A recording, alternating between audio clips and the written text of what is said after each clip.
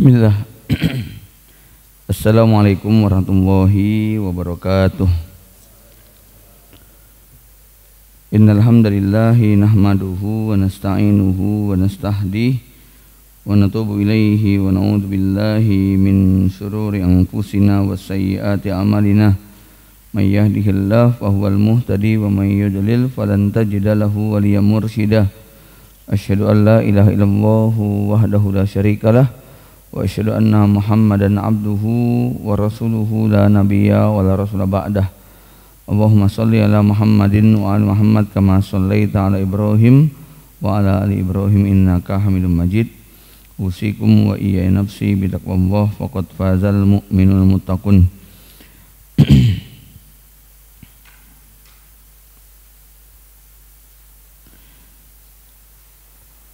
Para mutakifin yang dirahmati Allah Subhanahu wa taala. Alhamdulillah, bersyukur kita pada Allah yang telah memberikan limpahan nikmat dan karunia-Nya. Kita bisa melanjutkan kembali majelis ilmu kita. Mudah-mudahan Allah berikan banyak faedah dan manfaat di dalam majelis ini. Salawat dan salam semoga terlimpah curahkan pada baginda Nabi Muhammad sallallahu alaihi wasallam, juga pada keluarga, kerabat, para sahabat dan pengikutnya yang setia sampai kiamat. Mudah-mudahan kita termasuk di antara umat beliau yang mendapatkan syafaatnya di yaumul hisab. Kita sampai pada pembahasan ketika akhirnya Nabi Yakub alaihissalam tidak bisa memaksa atau tidak melakukan pemaksaan kepada anak-anaknya untuk mengakui atas perbuatan. Nabi Yakub hanya mengatakan fasobrun jamil, saya akan bersabar dengan kesabaran yang baik. Ada kata-kata sobrun jamil. Sobrun jamil itu sabar yang tidak ada keluh kesah di dalamnya. Ya, mungkin lebih lebih dekat kepada ridho. Ya, walaupun ada perbedaan antara sabar dengan ridho ya. Ridho terhadap musibah itu tidak wajib, ya, tapi sunnah. Tapi kalau sabar hukumnya wajib, karena ada 3 sikap manusia: 1 mengeluh, 2 sabar, 3 ridho. Mengeluh ini haram, sabar ini wajib, ridho ini sunnah, ya. Karena secara naluri manusia itu nggak kuat untuk ridho begitu terhadap musibah. Ada nggak atau boleh nggak kita menuntut orang itu sekuat sebagian sahabat yang ketika dapat ujian kemudian dia mengatakan alhamdulillah ya, anak kita sudah di surga. Atau seperti kehebatan orang-orang Gaza, nggak semuanya orang mampu. Kalau pakai contoh yang paling gampang begini, antum naik bus kecopetan, sikap yang pertama ngeluh, antum ngomel, antum marah, antum kecewa, sumpah serapah, keluarlah kalimat-kalimat kotor kepada si pencopet tadi. Ini haram hukumnya. Yang kedua sabar, begitu pegang, astagfirullahaladzim, innalillah, mana dompet ini? Ternyata dilihat celananya robek kena silet. Maka pilihan yang kedua adalah antum bersabar dengan bilang sama Pak kondektornya, Pak, saya kecopetan. Allah, kamu alasan ya nggak mau bayar ya? Wah, tambah digituin ya. Ya, Pak, nanti di depan itu saya sudah kontak teman saya untuk bawa uang. Nanti saya bayar ketika mau turun. Antum tetap diomelin dan antum tetap sabar. Ya, namanya posisi bersalah. Itu yang kedua sabar. Nah, yang ketiga ini ridho. Ridho ini paling berat dan nggak wajib. Ketika antum pegang, alhamdulillah, untung nggak sama celananya, gitu ya. Ya, kayaknya nggak ada yang bisa ngomong begitu deh, ya. Ya, pas kecopetan dompet ngomongnya untung nggak sama celananya, gitu kan ya. Kalau yang kecopetan sama celananya kan berabe begitu ya. Ya, kayaknya kalimat yang ketiga ini hampir mustahil untuk mengucapkan begitu kan ya.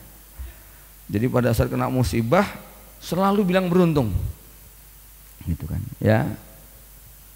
Walaupun kalau direnungkan iya juga gitu kan ya. Ketika ada orang yang kena musibah, dia habis mendengarkan ceramah ustadz tentang keutamaan sedekah sebagai tolak bala. Pas kotak lewat dia keluarin duit 10.000. Selesai pengajian dia keluar dari masjid keserempet truk, spakbornya pecah gitu kan ya. Maka ada 3 sikap tadi. Sikap yang pertama ngomel, ngeluh, marah dan sebagainya ya. Ini omongan ustadz nggak bener, buktinya saya habis sedekah malah keserempet truk gitu kan ya, pecah pula spakbornya.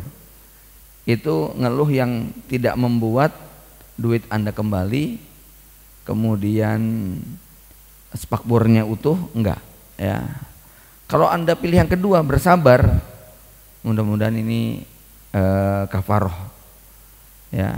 Tapi mungkin yang ketiga yang paling berat, ridho begitu ya. Alhamdulillah gitu ya. Kenapa kok kamu bersyukur? Ya ini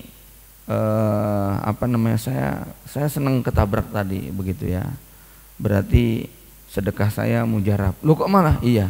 Mungkin kalau nggak sedekah kepala saya yang pecah gitu kan ya. Nanti kalimat yang ketiga ini nggak gampang untuk diungkapkan dengan tulus, itu nggak gampang begitu ya. Karena secara umum memang perintah kita adalah bersabar ya. Sabrun jamil.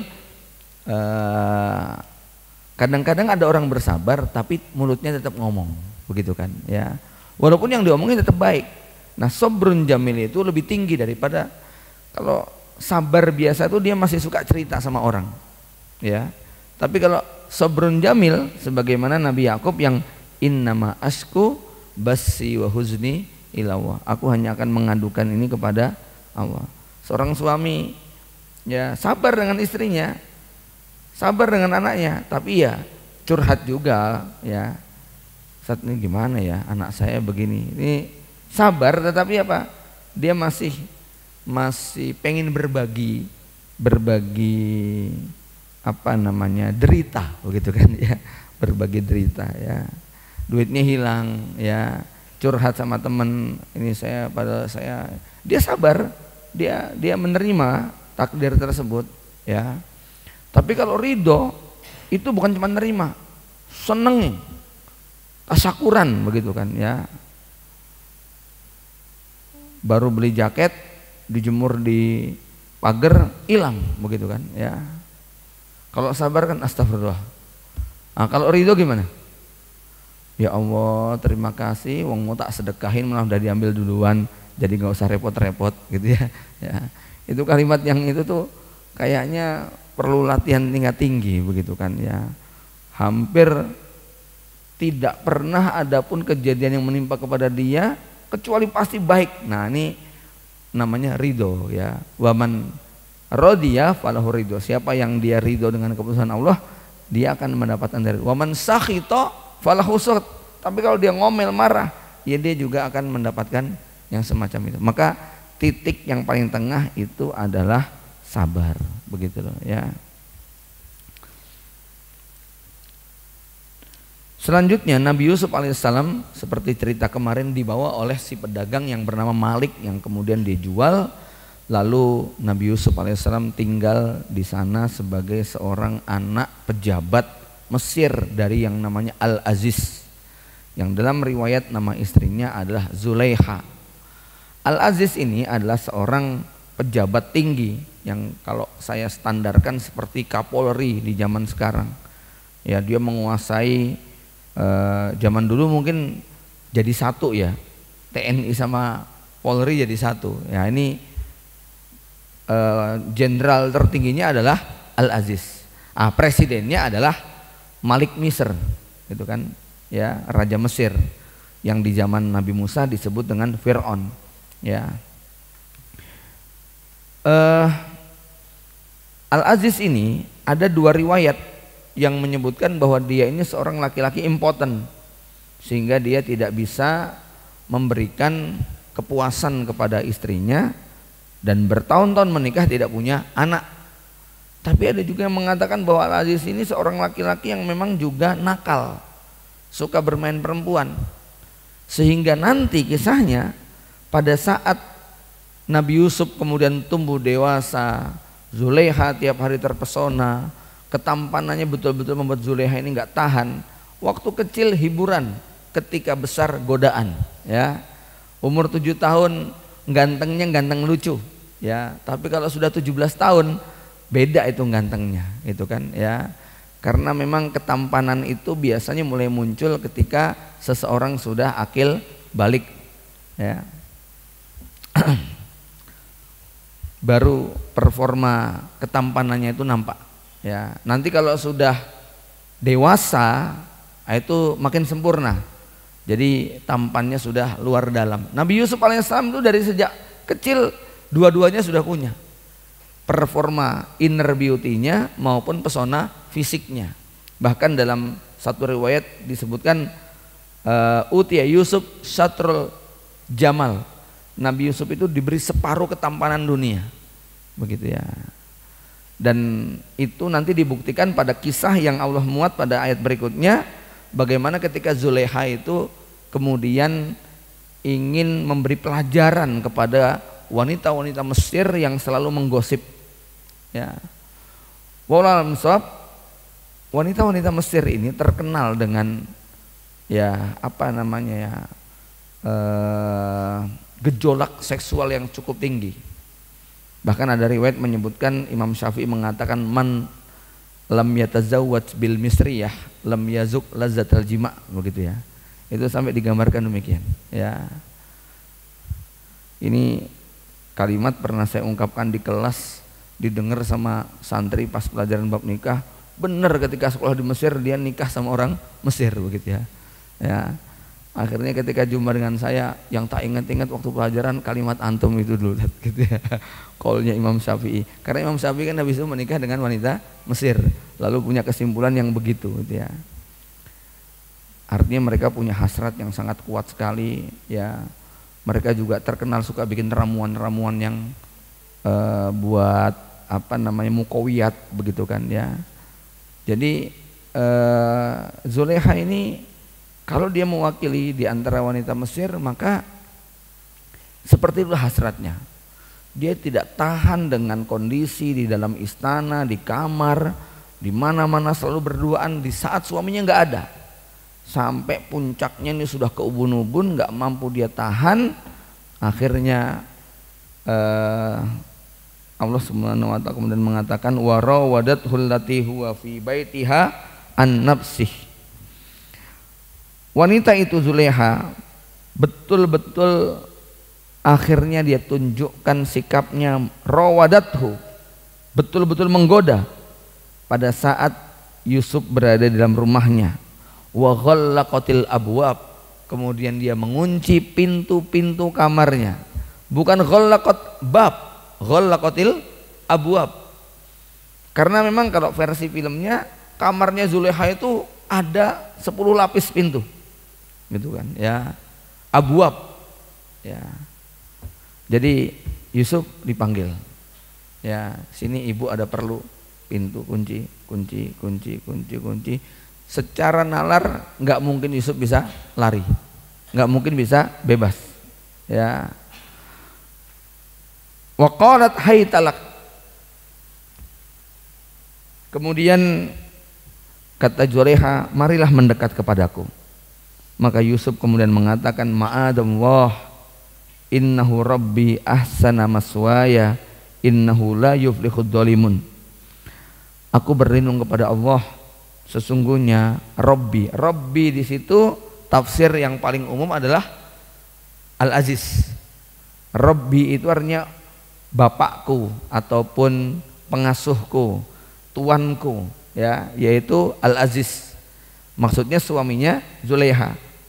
Ahsana maswaya, ya, suami Anda sudah memperlakukan saya dengan begitu baiknya, nggak mungkin saya akan mengkhianatinya. innahu la yuflihud dzalimun, sesungguhnya orang-orang dolim tidak akan beruntung selamanya. Ya, Syekh Sholeh Munajid menyebutkan bahwa godaan Yusuf ini super berat sekali. Sampai Imam Ibnu Qayyim mengatakan bahwa ujian Nabi Yusuf di dalam sumur itu jauh lebih ringan dibandingkan ujian Nabi Yusuf ketika digoda oleh Zulaiha. Sabarnya Nabi Yusuf ketika dimasukkan dalam sumur itu sabar ijbari, sabar terpaksa. Sedangkan sabarnya Nabi Yusuf ketika digoda Zulaiha sabar ikhtiari, sabar yang memiliki banyak pilihan. Mau melayani bisa, mau berlari juga bisa. Tetapi Nabi Yusuf memilih untuk berlari dengan sejumlah situasi yang cukup berat untuk ukuran Nabi Yusuf pada saat itu dan juga untuk ukuran sekarang ya. Kenapa? Ya, persoalannya bukan Nabi Yusuf yang tergila-gila dengan Zulaiha, ya, tapi wanita cantik, kaya ini yang kemudian menggoda Nabi Yusuf. Satu, Nabi Yusuf masih sangat muda, ya, dia nggak mikir anak istri. Antum yang sudah beristri, beranak, mungkin ada perempuan menggoda, tapi mesti mikirnya panjang. Wah, engko nek konangan piye? Ya, kan semacam itu. Tapi ini Yusuf masih muda, belum memiliki anak, belum memiliki istri, nggak punya mertua, nggak ada beban. Tambah lagi ini kejadiannya bukan di rumah, bukan di tetangga sebelah, bukan di dalam kampung halaman, tetapi apa, di negeri yang jauh. Ya, maaf ya, beberapa mahasiswa yang sekolah di Iran kemudian di sana kawin kontrak itu banyak biasa. Ya, dan mereka nggak ada beban. Wong sama yang nggak dikenal. Emangnya kalau kemudian nanti kembali ke Indonesia akan dilacak, akan dikejar. Zaman dulu belum ada GPS, belum ada apa-apa, gitu kan? Yusuf mau lari mungkin ya bisa aja gitu ya. Dan nggak semudah zaman sekarang untuk kemudian fotonya disebar, kemudian melakukan koordinasi dengan polisi setempat dan sebagainya. Ya. Yang ketiga, ya, Nabi Yusuf ini jelas masih muda, energinya dan sebagainya, pesonanya, ya. Tambah yang keempat, Zulaiha ini wanita cantik yang kesepian, ya, kayak apa hasratnya, ya. Kan kadang-kadang walaupun dia sudah bersuami, tapi namanya wanita seleb ya, ya kadang-kadang kan emak-emak di ibu kota 42 itu lebih cantik daripada gadis desa 24 begitu loh ya, yang nggak terawat. Ini wanita di tengah istana begitu, perawatannya tahu sendiri lah, standarnya Cleopatra lah kurang lebih begitu ya. Kemudian yang kelima, bahwa Nabi Yusuf ini dianya yang digoda ya. Kalau antum misalnya tergoda, antum ngejar-ngejar, dianya nggak mau begitu kan ya. Walaupun itu bisa terjadi, artinya seorang laki-laki yang tergoda dengan perempuan lalu kemudian dia memperkosa dan padahal perempuannya nggak mau, ini justru Yusufnya yang digoda. Dan Nabi Yusuf itu suka. Walaqad hammat bihi wa hamma biha. Zulaiha sudah kepengin, Nabi Yusuf juga sudah kepengin. Falaula arra'a burhana Rabbi. Tapi Nabi Yusuf mampu melihat tanda-tanda kekuasaan Allah. Antum sekarang digoda sama perempuan yang antum itu benci sama dia, jijik sama dia, ya kan itu enteng begitu kan? Wong antumnya jijik sama dia kok, nah, antumnya seneng coba, gitu kan ya? Wong yang tadinya nggak seneng saja bisa seneng, ini udah seneng banget. Hammat bihi wa hamma biha. Maka ini yang dikatakan Ibnu Qayyim, ujian Nabi Yusuf ketika bersama Zulaiha itu berat. Maka ada yang menyebutkan bahwa jihad melawan nafsu itu bisa lebih utama daripada jihad di medan perang. Kalau situasi antum kayak Nabi Yusuf, begitu loh ya. Nah, kalau kita udah jelek, hitam pesek, nggak ada yang mau, kemudian mengatakan alhamdulillah saya selamat dari godaan wanita. Nah, yang goda kamu siapa? Gitu loh ya. Gitu loh ya. Wong kita malah orang pada ketakutan kok sama kita gitu kan. Artinya apa? Nilai perjuangan Nabi Yusuf saat itu bisa lebih afdol daripada jihad di medan perang, karena nggak setiap orang itu mampu melakukan seperti yang dilakukan oleh Nabi Yusuf. Di saat yang sama banyak orang yang siap untuk berangkat ke medan perang, begitu loh ya. Maka godaan yang menimpa Nabi Yusuf ini sangat berat sekali saat itu ya. Tambah lagi kata kata Syekh Shalih Munajid, Yusuf dipaksa, diancam kalau sampai nggak mau menuruti, awas ya, penjara, begitu loh ya. Saya teringat kemarin ada seorang di daerah NTB atau pokoknya daerah timur lah ya. Dia itu cuman gara-gara bukan mencuri, dia nggak sengaja ngambil HP di kasir Alfamaret atau Indomaret yang disangka HP dia karena dia lagi ngecas. Ternyata yang diambil adalah milik penjaganya. Terjadilah kemudian keributan, lalu dibawa kantor polisi yang akhirnya damai. Ya, damai, bayar tebusan 2 juta. Tapi sama polisinya diperes 15 juta. Habis 15 juta peres lagi 90 juta. Akhirnya dia milih bunuh diri. Kapolresnya dibakar sama masyarakat gara-gara menjadi penyebab seorang warga bunuh diri gara-gara diperes, macam kayak gitu ya. Jadi kantor Polresnya bukan Kapolresnya ya, kantornya dibakar begitu. Karena apa?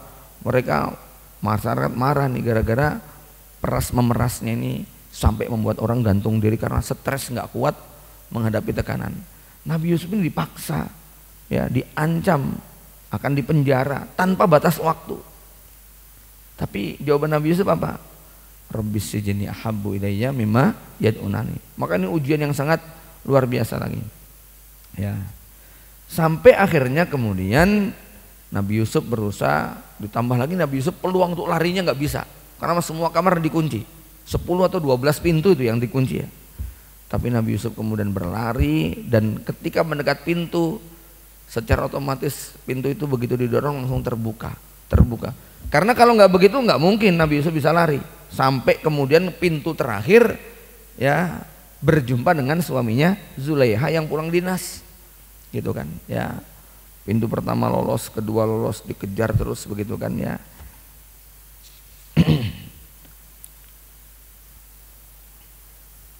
Walaqad hammat bihi wa hamma biha laula ar-ra'a burhana rabbih kadzalika linasrifa anhu su' wal fahsya innahu min ibadil mukhlasin. Nabi Yusuf levelnya bukan mukhlis tapi mukhlas. Udah benar-benar kayak apa ya? Ya. Jadi di sini disebutkan Zulaiha sudah sangat berhasrat untuk berzina dengan Yusuf, terlebih semua pintu sudah terkunci, dan Yusuf yang masih muda juga tergerak hasratnya karena melihat kecantikan Zulaiha.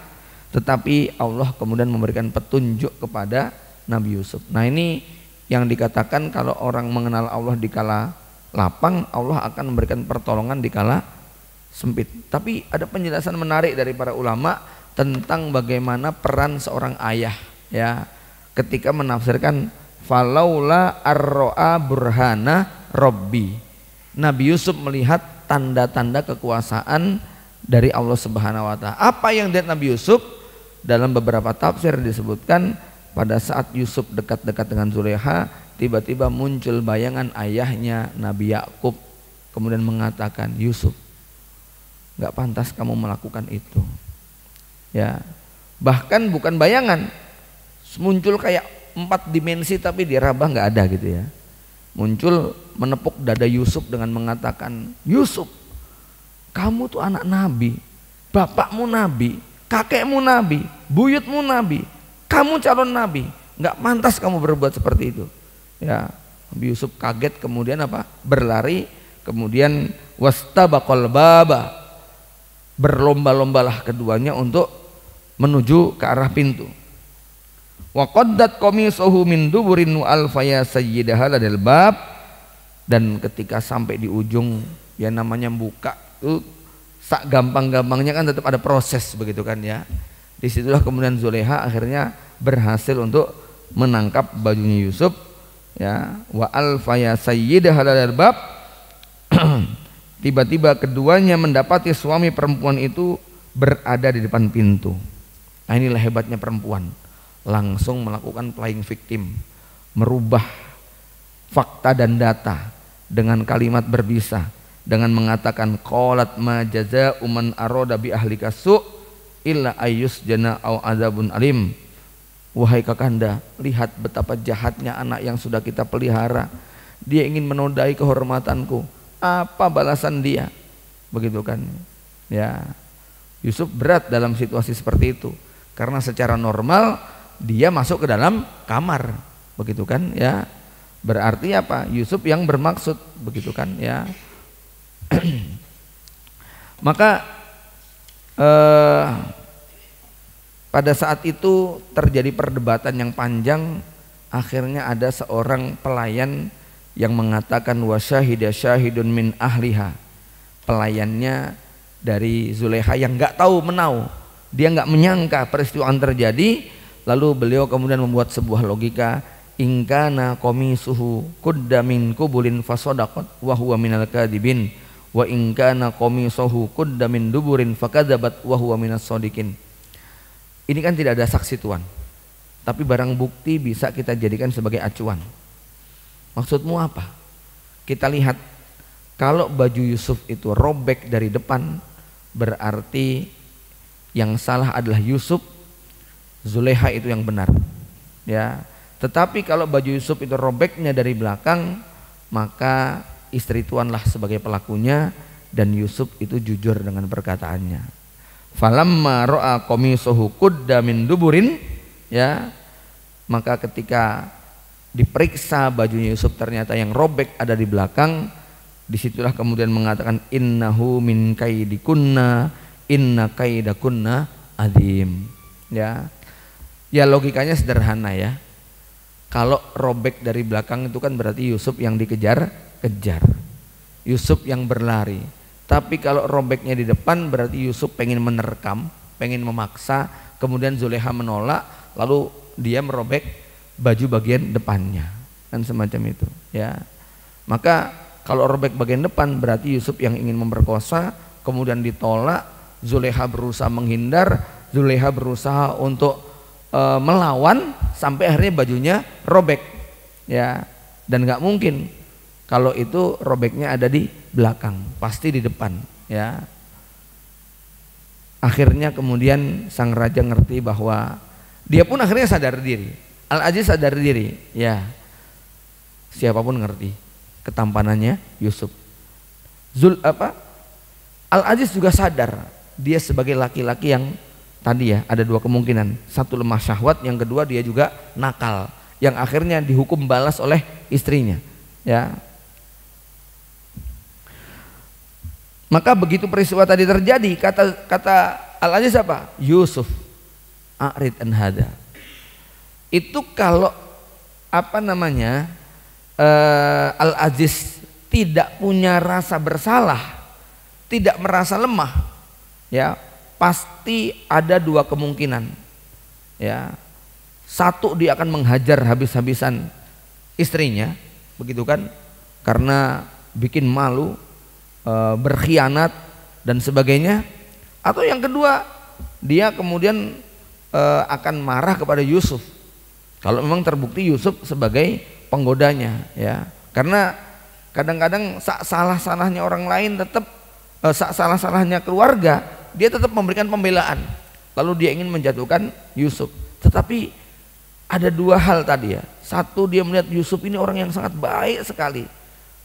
Selama belasan tahun bermuamalah, dari umur 7 tahun sampai umur 18-20 tahun, sang tuan tidak menemukan hal-hal yang buruk pada pribadi Yusuf, gitu kan ya. Maka pada saat itu kemudian sang Aziz mengatakan, Yusuf a'rid an hada. Udah ya, lupakan, anggap nggak ada peristiwa apa-apa ya. Lalu menengok kepada istrinya, istaghfiri Zulekha, kamu tobat, istaghfiri li dzambiki innaki kunti minal khotiin. Kamu tetap salah, tapi sudahlah, udah ya, di stop sampai di sini aja. Padahal ini kalau normal sebuah peristiwa yang sangat besar kan gitu ya. Tapi karena Al-Aziz merasa punya salah, lemah, akhirnya dia hanya mengatakan Yusuf a'rid an hada. Ya, kita stop sampai di sini. Ya. Tapi tetap karena kejadian itu ditonton oleh pembantunya, ditonton oleh syahidun min ahliha, perempuan itu paling tidak tahan untuk tidak cerita. Ya, maka besok kehebohan sudah menjalar ke seluruh kota Mesir, di mana nama Zulekha menjadi trending topik di berbagai macam media, gitu kan ya. Kalau sekarang gitu kan ya, yang akhirnya membuat Zulekha merasa jengkel, marah, sedih, kecewa, ya, sekaligus juga ingin memberi pelajaran kepada wanita-wanita Mesir yang mereka nggak ngerti perasaannya Zulekha. Ya, kenapa Zulekha berpikir demikian? Nabi Yusuf itu tinggal di istana. Perlu diketahui rumahnya Al-Aziz itu kayak apa ya? Besar sekali. Jadi ada penjaranya di dalamnya gitu kan, tukangnya banyak, budaknya banyak, dan mereka nggak bisa keluar. Nabi Yusuf tidak pernah berinteraksi ke pasar, ke ini nggak pernah. Nabi Yusuf nggak pernah diperlakukan sebagaimana budak-budak yang lainnya. Artinya apa? Wajah Nabi Yusuf nggak pernah ada yang bisa melihat, gitu loh. Ya, cuman isu-isu itu ada bahwa di antara sekian budaknya Zulekha, ingat ya, budaknya Zulekha nggak cuma Yusuf ya. Banyak, ratusan budaknya itu banyak sekali ya, yang jadi pembantunya, yang ikut bersama Zulekha itu banyak sekali ya, baik laki-laki maupun perempuan ya. Nah kan mereka hanya bisa cerita, Zulekha itu, tuan putri Zulekha itu punya salah satu budak yang paling dicinta, disayang, Yusuf namanya, ganteng sekali dan seterusnya itu ya. Kan cuma bisa ngomong ganteng gitu toh ya. Tapi nggak tahu kayak apa gantengnya itu kan nggak tahu. Ya, akhirnya budak-budak yang lain atau pembantunya Zulekha inilah yang kemudian apa? Bocor begitu kan ya. Yang akhirnya menjadi perbincangan, Imra'atul Aziz turawidu fataha an nafsihi qad syaghafaha hubba inna lanaraha fi dhalalim mubin. Ya, wanita-wanita Mesir itu pada menggunjing dengan kata-kata, kamu ngerti nggak itu? Ya, ternyata Zulekha selingkuh sama budaknya, budak levelnya, begitu kan ya. Menikah dengan budak itu aib, tergoda dengan budak itu aib, begitu kan ya. Tapi ini masalahnya bukan budak sembarang budak, begitu ya. Apalagi untuk levelnya Zulekha, suaminya pejabat yang sangat kaya raya, berkuasa. Maka itu betul-betul sangat tidak bisa diterima oleh wanita Mesir pada saat itu. Akhirnya tiap hari mereka ngomongin Imra'atul Aziz turawidu fataha an nafsihi. Si Zulekha ini menyukai budaknya sendiri. Dia betul-betul mabuk kepayang. Dia sudah mabuk cinta katanya, begitu kan ya. Dasar mungkin kalau bahasa kasar kita nih apa? Perempuan gatel ya, perempuan. Kalau di sini kan fi dhalalim mubin, berada dalam kesesatan yang nyata. Orang kalau sudah mabuk cinta, budak saja mau, begitu kan ya. Karena omongan ini begitu menyakitkan tiap hari masuk ke telinga Zulekha ya. Falamma sami'at bimakrihinna, ketika perempuan-perempuan itu pada ngomongin Zulekha tiap hari, enggak rampung-rampung. Arsalat ilaihinna wa a'tadat lahunna muttaqa'a, maka diundanglah perempuan-perempuan itu, arsalat ilaihinna, kemudian disediakan tempat duduk bagi mereka. Tiba-tiba saja mereka dikejutkan, Zulekha mengundang kita, ayo datang. Maka emak-emak ini termasuk gadis-gadis diundang semua yang ngegosip-ngosip tadi, masuk ke istananya Zulekha yang sangat luas besar. Kemudian wa'atadat kulla wahidin minhunna sikina, wa atat kulla wahidatin minhunna sikina, dikasih pisau yang sangat tajam, buah-buahan dan sebagainya, begitu kan. Zulekha duduk di singgasananya, perempuan-perempuan itu kemudian di kanan kirinya. Ini acaranya apa sih, begitu kan ya. Ya, Zulekha senyum aja, gitu kan ya. Akhirnya barulah Zulekha memberikan kode dengan menepuk tangannya ya. Yusuf keluar ya. Yusuf sudah dipakein baju yang sangat mewah, gagah, tampan, membawa buah-buahan. disuruh untuk membawa buah-buahan untuk diberikan kepada Zulekha. Jadi Zulekha di sini perempuan kanan kiri berbaris, Yusuf dari sana berjalan ingin mempersembahkan buah-buahan. Lazimnya seorang budak yang diperintah oleh majikan kan wajib taat, kalau enggak bisa dihukum gitu ya. Karena budak itu disuruh apa saja wajib taat kepada tuannya. Ya, maka Zulekha kemudian memberi isyarat, ya, Yusuf keluar Yusuf. Disitulah kemudian semua mata terbelalak, begitu kan ya. Betul-betul mereka tidak bisa membayangkan melihat sosok manusia kok sesempurna itu, sampai mereka mengatakan mahadza basyara, ini bukan manusia, in hadza illa malakun karim. Semua kompak mengatakan ini adalah malaikat yang sempurna, ya. Ayat ini menjelaskan ya, malaikat itu ganteng gitu loh ya. Karena wanita-wanita Mesir itu ketika mendengar kata-kata malaikat, yang dibayangkan adalah sosok laki-laki tampan. Kalau setan jelek apa ganteng? Setan jelek apa ganteng? Ada riwayat yang disebutkan oleh oleh Syekh Shalih Munajjid.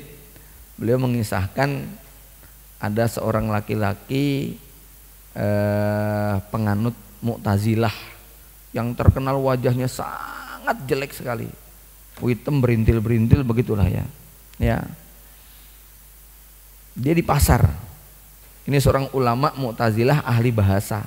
Ya, dia ketika di pasar tiba-tiba didekati oleh seorang ibu-ibu yang berjalan berdua dengan tukang sepuh emas. Ibu-ibu ini sambil nunjuk wajah dia, itu loh, gitu ya. Ya, dia merasa penasaran.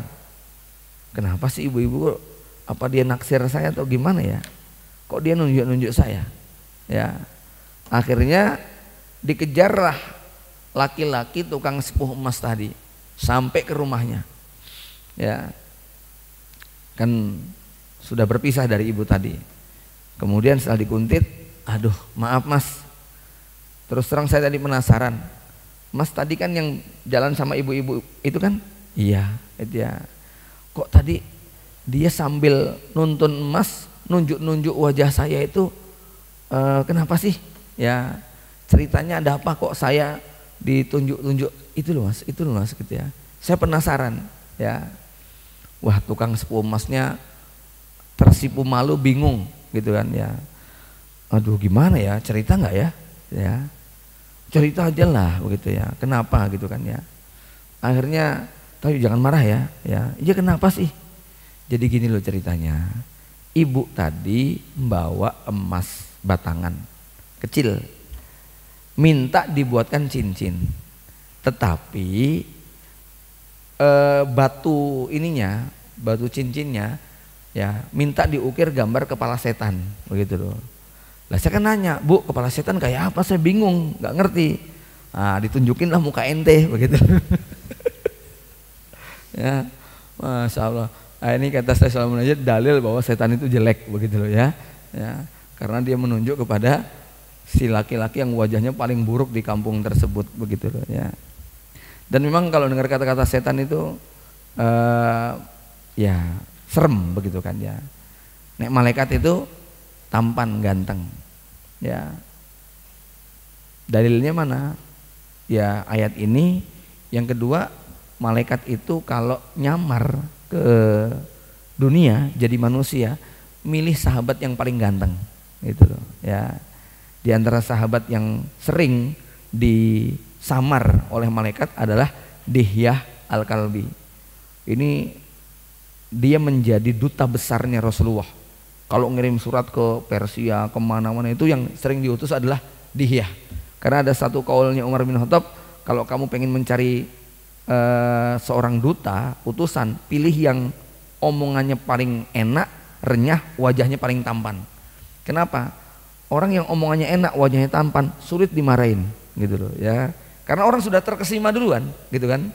Wah, belum apa-apa, ya, oh ganteng nih, begitu kan ya. Sama, perempuan cantik juga susah diomelin, begitu ya. Walaupun salah, gitu loh ya. Coba aja antum ketabrak sama perempuan cantik, mau marah bisa nggak?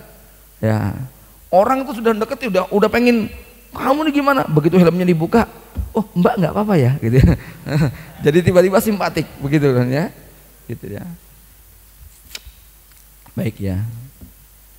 Khonifidin, ketika wanita-wanita ini kemudian melihat Nabi Yusuf, mereka kan lagi asik menikmati buah-buahan, begitu ya.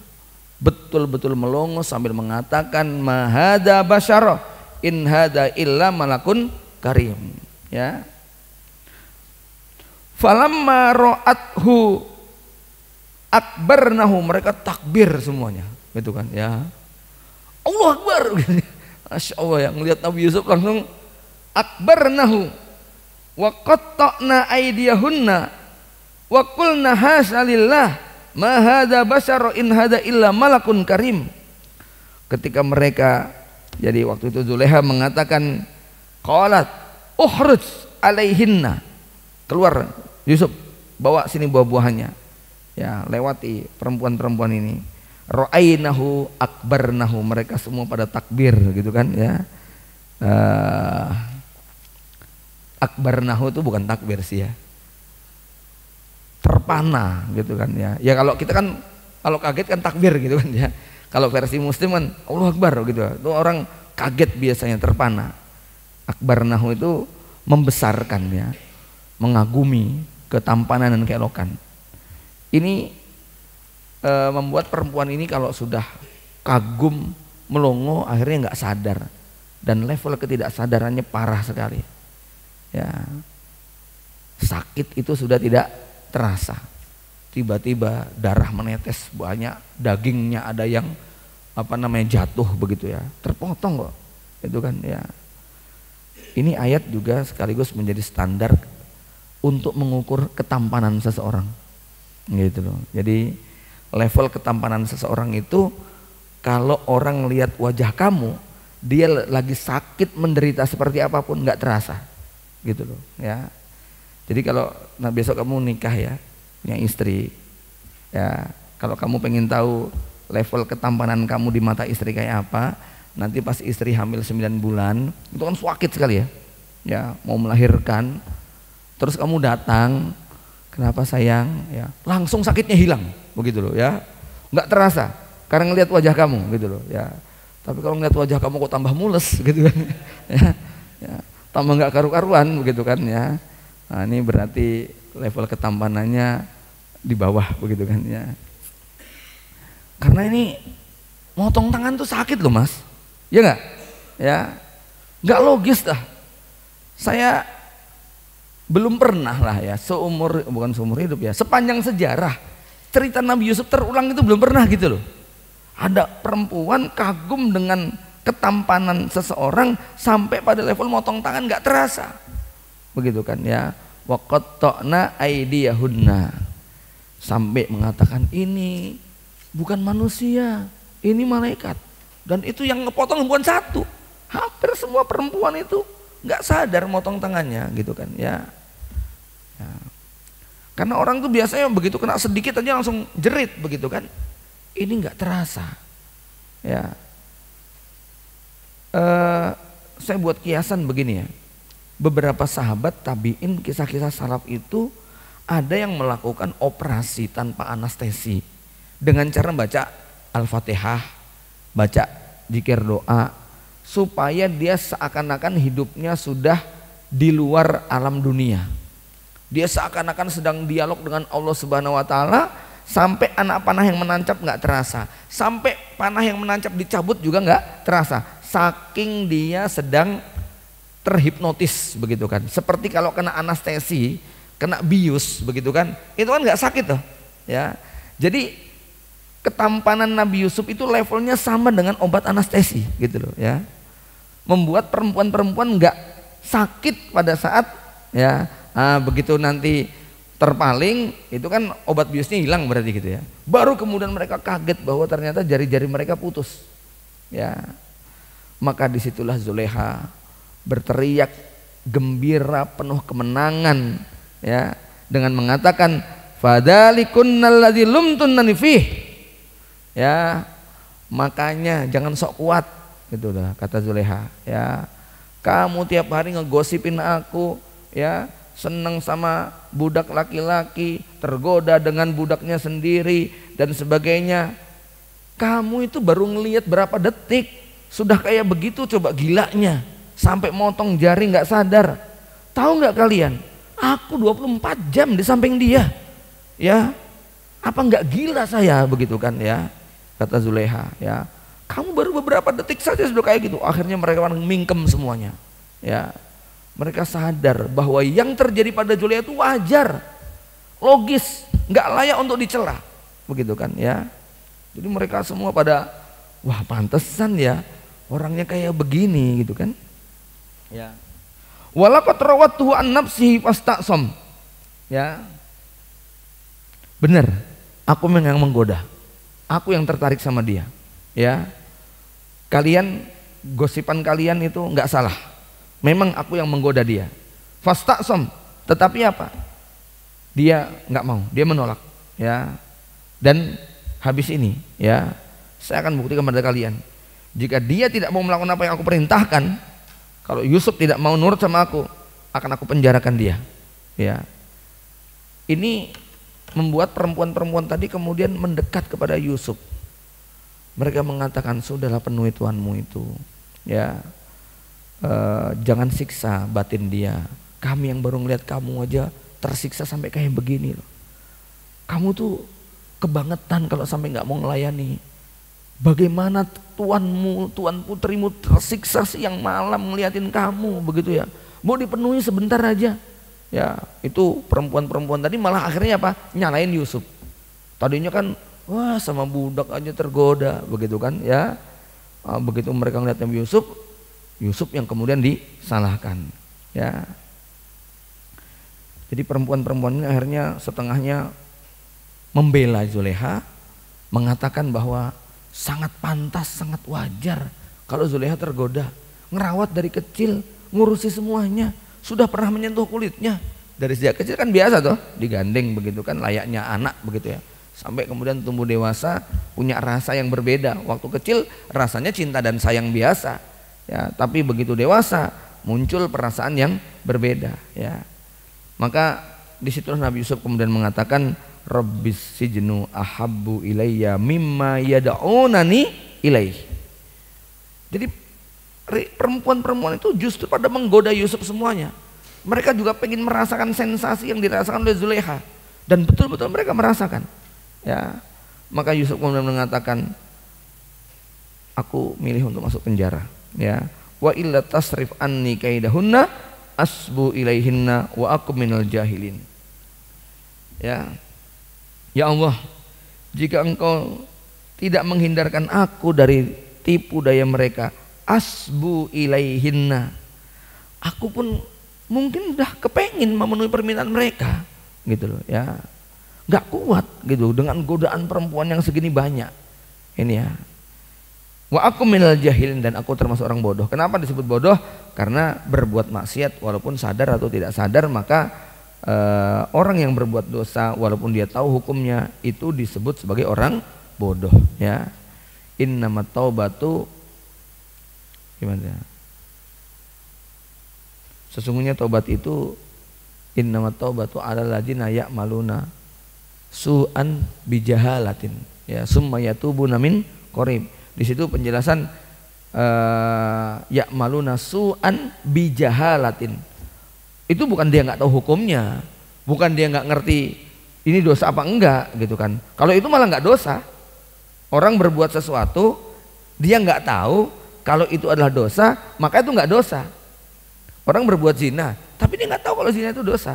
Dosa nggak dia? Nggak dosa, begitu kan. Dia nggak tahu kok kalau itu perbuatan dosa kok, gitu kan. Maka dia tidak dosa. Maka bijahalatin di sini artinya apa? Dia sudah tahu hukumnya, dia ngerti bahwa ini nggak boleh, haram, tapi dia nekat. Ini namanya bijahalatin. Ya. Wa akum minal jahilin.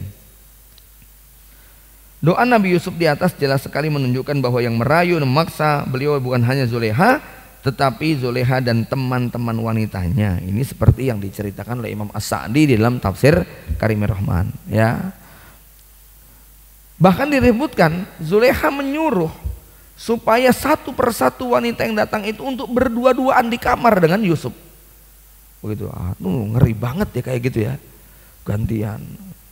Semua perempuan datang kayak begitu ya. Namun bukannya merayu untuk Zulekha, maksudnya begini ya. Tadinya ya, perempuan-perempuan itu disuruh Zulekha untuk apa? Bujuklah Yusuf supaya mau memenuhi permintaanku. Tapi perempuan-perempuan itu justru apa disebutkan dalam banyak tafsir ya, wanita-wanita itu malah berkata, wahai Yusuf, penuhilah hasratku, aku lebih baik daripada majikanmu, aku masih gadis, aku begini dan sebagainya ya. Ya, Masya Allah ya. Ini termuat dalam tafsir Al-Qurtubi pada juz 9 185 ya. Doa ini merupakan dalil bahwa Nabi Yusuf tidak merasa ujub dengan keimanannya padahal dia nabi. Nabi Yusuf masih minta pertolongan Allah, perlindungannya, karena khawatir dirinya takluk oleh rayuan para wanita tersebut. Ya. Bahkan Nabi Yusuf kemudian minta dipenjarakan saja supaya terpisah secara fisik. Ya. Demi menjaga keimanan dan kehormatannya. Fastajaba lahu rabbuhu, maka doa Yusuf dikabulkan oleh Allah Subhanahu wa taala. Fasarafa anhu kaidahunna innahu was-samiul alim. Ya. Summa badalahum min ba'di ma ra'awul ayat la yasjununahu hatta hin.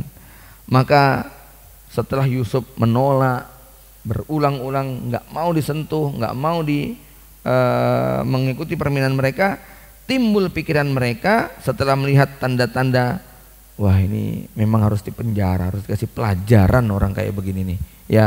Sok-sokan dia, laki-laki lain pada mau sama kita, dianya sok-sokan nggak mau ya. Wong mereka mau sama kita saja mereka harus bayar, mereka harus mengeluarkan uang banyak, ini dikasih gratis kok menolak. Ya udahlah, orang kayak begini. Biasanya antara cinta dengan benci itu bisa bermuncul secara bergantian. Paham ya? Ya. Cerita tentang seorang laki-laki yang mencintai laki-laki, ya, jadi pacarnya. Begitu dia tahu bahwa si laki-laki yang disenangi itu kok mau nikah sama perempuan, tiba-tiba nih si gay ini muncul kebencian sampai pada level melakukan tindakan mutilasi. Ceritanya banyak ya. Ya. Padahal apa? Tadinya cintanya banget, tapi begitu tahu cintanya ditolak, si laki-laki ini malah normal, pengen menikah dengan perempuan, maka dendam kusumatnya dilampiaskan dalam bentuk memutilasi laki-laki ini. Ini bukan hanya terjadi pada laki-laki. Seorang perempuan lesbi yang senang sama perempuan, ya, tapi yang diseneng itu nggak sadar, begitu kan? Ya, dia hanya pertemanan biasa, lalu ngasih tahu, ya, Mbak, aku besok mau nikah. Begitu mendengar Mbak besok aku mau nikah, udah terbayang masa depannya suram, dimutilasi perempuan ini oleh si perempuan lesbi tadi. Yaitu cinta dengan benci itu bisa bermuncul secara bergantian dalam waktu cepat.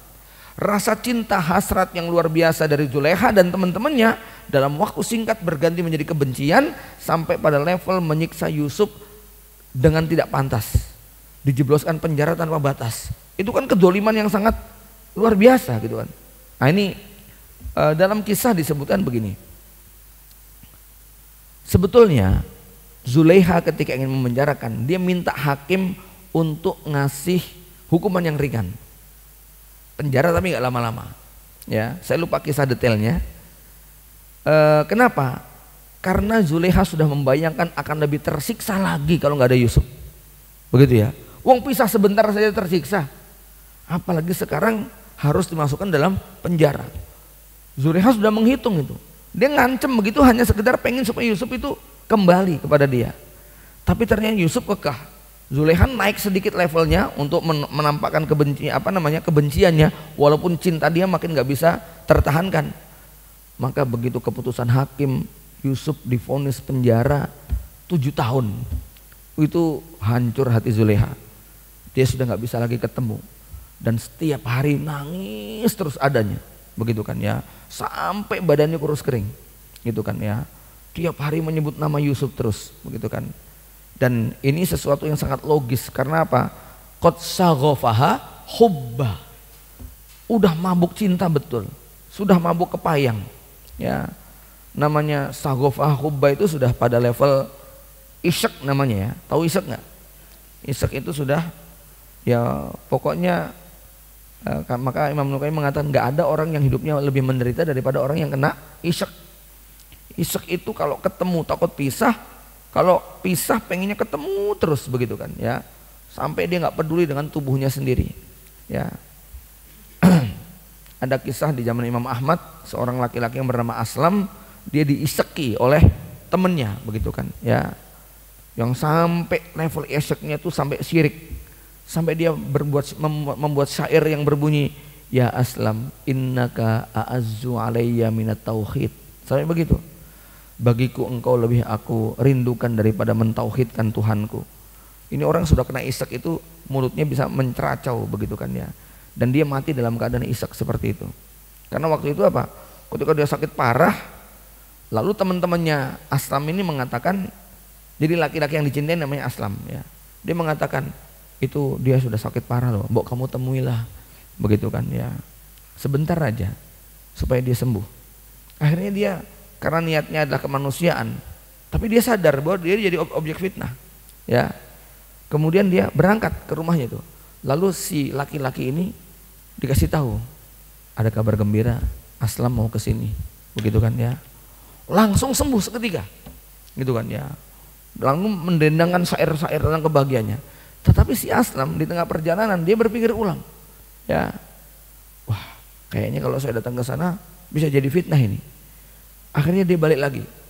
Kemudian kawannya ngasih tahu, wah ternyata Aslam batal ke sini. Langsung ambruk, syair-syairnya keluar dan Imam Ahmad dekat di situ posisinya. Ya begitu Imam Ahmad keluar, dia balik lagi, si Aslam si laki-laki ini sudah meninggal dunia. Karena apa? Saking tidak kuatnya menahan rasa cinta tadi, begitu ya, yang sudah levelnya level isyak begitu loh, ya. Maka cinta sekedarnya aja, gitu kan, ya, nggak usah sampai isyak begitu kan, ya. Karena kalau isyak ini bisa sampai sakit betul-betul.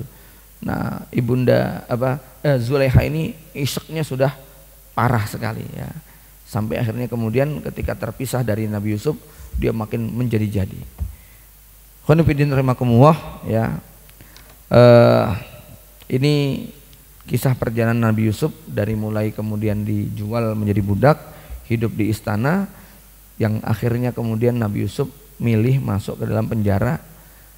Sebelum saya akhiri, ada satu riwayat yang menarik untuk kita tadabburi ya. Walaupun nanti ini kita kisahkan di pertemuan besok, di mana Nabi Yusuf itu kan dipenjara 2 kali ya. Jadi Nabi Yusuf itu dipenjara sekitar 15 tahun.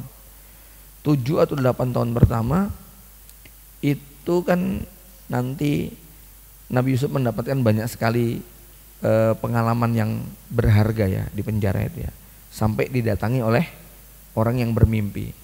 Nah, yang bermimpi ini kan kemudian ditakwilkan akan bebas. Ya, tapi Nabi Yusuf berpesan sama orang yang bebas ini, nanti tolong sampaikan kepada raja ya. Janjani saya satu salahnya apa? Gitu kan ya. Tapi apa? Fa'ansahu syaiton dzikra rabbih. Tapi si tukang bartender, tukang bikin minuman raja ini saking senengnya dia bebas dari penjara, dia kemudian apa? Lupa untuk ngasih tahu kepada sang raja. Fala bisa fisijni bid'asinin. Akhirnya Nabi Yusuf nambah lagi penjaranya sekitar 7 tahun 8 tahun lagi. Nah, di masa-masa Nabi Yusuf menjalani penjara yang cukup panjang, tentu kan sangat berat ya. Ya seenak-enaknya penjara ya tetap enak di luar gitu kan. Ya. Nabi Yusuf mengeluh kepada Allah, ya Allah, ternyata nggak enak juga di penjara lama-lama begini ya. Maka kata Allah Subhanahu wa taala, Allah berfirman, "Ya Yusuf, bukankah engkau yang minta untuk penjara? Seandainya engkau minta kepadaku al-afiyah, tentu aku bisa menyelamatkan kamu tanpa harus masuk penjara." Gitu ya. Tapi apa? Doa masuk penjara itu doanya Nabi Yusuf. Rabbis sijnu ahabbu ilayya, gitu loh ya. Harusnya dalam kondisi yang terjepit sekalipun seorang hamba boleh tidak perlu berdoa untuk minta musibah. Sebagaimana dalam satu riwayat tentang asbabun nuzul ayat Rabbana atina fid dunya hasanah, itu disebutkan bahwa ada seorang sahabat yang sakit parah, mulutnya menceracau, mengerang, kesakitan luar biasa, sampai baginda Nabi kemudian menjenguknya dan bertanya kepada tetangga sebelahnya, ada apa dengan si fulan? Lalu sahabatnya ini mengatakan, ya Rasulullah, dia ini pernah berdoa begini, ya Allah, kalau engkau hendak menghukum aku, maka segerakan hukuman itu di dunia. Ya, jangan sampai aku merasakan hukuman di akhirat. Lebih baik aku merasakan siksa dunia daripada siksa akhirat. Ketoknya bagus gak doanya nih? Bagus ya? Ya, karena dia pengen selamat di akhirat, gak apa-apalah menderita di dunia. Maka Rasul mengatakan, aywah la taqulu hadza. Ya, jangan sekali-kali seorang hamba mengatakan demikian. Kenapa? Gak ada seorang hamba pun yang kuat untuk menanggung siksa Allah. Hendaknya dia berdoa, Rabbana atina fid dunya hasanah wa fil akhirati hasanah wa qina adzabannar. Artinya memang kita nggak boleh meminta kepada Allah sesuatu yang nanti akan mencelakakan kita, walaupun itu kecelakaan yang lebih ringan dibanding satunya, gitu loh. Ya. Maka lalu dalam penjelasan ayat ini dikutiplah kisah Nabi Yusuf, di mana Nabi Yusuf itu kemudian mengeluh karena di penjara, lalu Allah mengatakan, bukankah kamu sendiri yang minta? Makanya kalau lagi berdoa itu perlu hati-hati, gitu. Ya Allah, aku minta rezekiku yang cukup dengan ongkang-ongkang kaki saja ya Allah. Celing, jadi tukang jahit, gitu kan ya, yang kakinya goyang-goyang gitu kan ya. Ya. Waduh, kok jadi kayak begini gitu kan ya. Ganti doa lagi.